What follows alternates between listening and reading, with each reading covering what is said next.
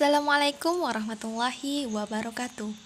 Halo teman-teman semua, perkenalkan kami dari kelompok 3 mata kuliah Psikologi Pendidikan dengan anggota saya Ibu Supiani dengan NIM 201404007 dan rekan saya Yuli Mai Susanti dengan NIM 20140400023.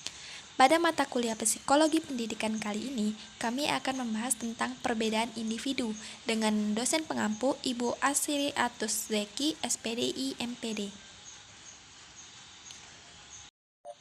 Pada materi perbedaan individu kali ini, kami akan membahas dua subtopik pembahasan, yaitu yang pertama hakikat manusia itu berbeda dan yang kedua perbedaan individual dalam belajar.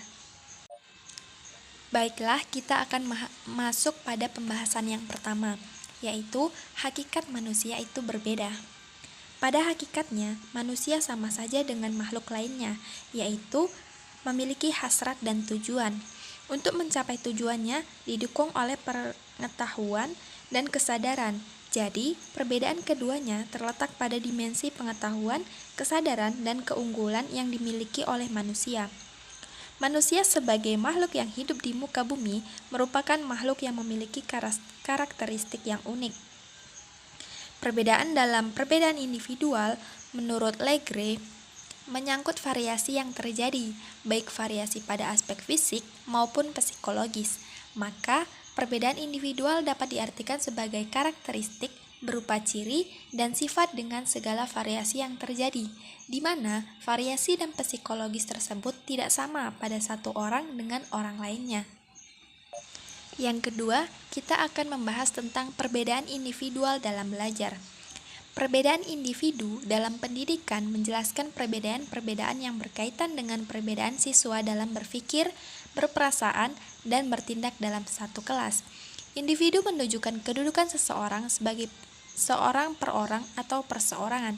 Sifat individual adalah sifat yang berkaitan dengan orang perorangan, berkaitan dengan perbedaan individual perseorangan.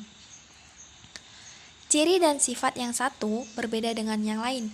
Perbedaan ini disebut perbedaan individu atau perbedaan individual. Perbedaan individual dalam belajar terbagi atas beberapa kelompok, yaitu 1. Perbedaan biologi. Aspek biologi yang terkait langsung dengan penerimaan pembelajaran di kelas adalah kesehatan mata dan telinga. Anak didik yang memiliki masalah tertentu dalam hal penglihatan dan pendengaran akan mengalami masalah tersendiri dalam penerimaan pembelajaran.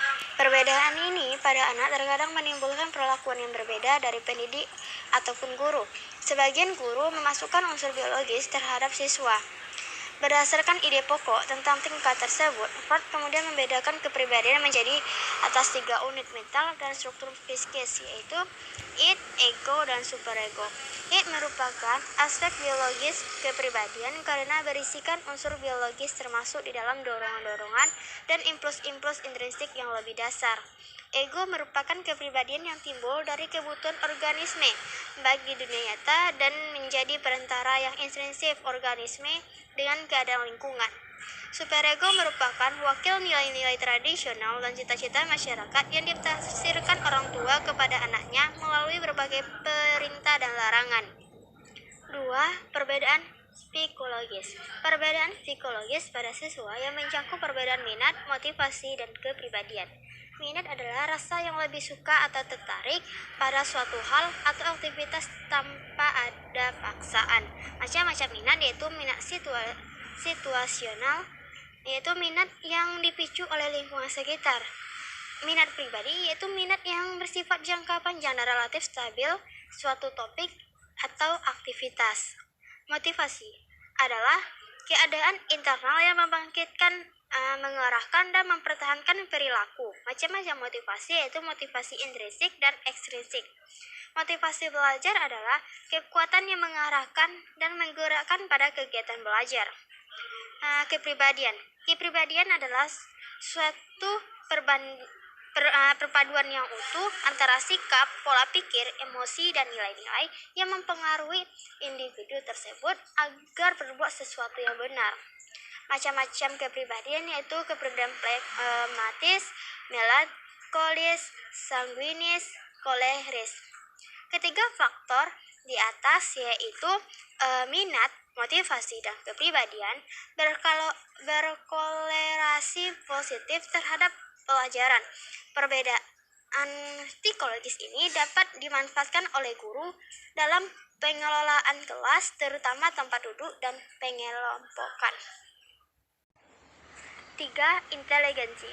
Salah satu ciri kematangan intelektual siswa adalah kemampuan mentoleransi ketidakpastian, menahan persetujuan, kemampuan untuk menghadapi kontradiksi, serta mengakui manfaat antar konsep dan pendapat yang berlawanan tanpa skeptisme dan rivalitas. Inteligensi atau kecerdasan adalah suatu kemampuan mental yang melibatkan proses berpikir secara rasional. Contoh perbuatan inteligensi yaitu jika seorang mengamati pemandangan alam dan mempunyai tanggapan dalam memorinya tentang pemandangan tersebut, itu dinamakan persepsi. Tetapi ia mengamati detail seperti pohon, bunga, dan lain-lain, kemudian menganalisisnya, membandingkannya, dan mencari hubungan dari berbagai benda tersebut, maka perbuatan tersebut dinamakan berinteligensi. 4. Perbedaan bakat. Menurut Bingham, mendefinisikan bakat sebagai sebuah kondisi atau rangkaian karakteristik yang dianggap sebagai kemampuan individu untuk memperoleh melalui latihan sebagian pengetahuan, keterampilan, atau serangkaian respon seperti kemampuan bahasa, musik, dan lain-lain. Berikut adalah referensi kami dalam proses pembuatan video dengan materi perbedaan individu. Terima kasih atas perhatiannya. Kami akhiri. Wassalamualaikum warahmatullahi wabarakatuh.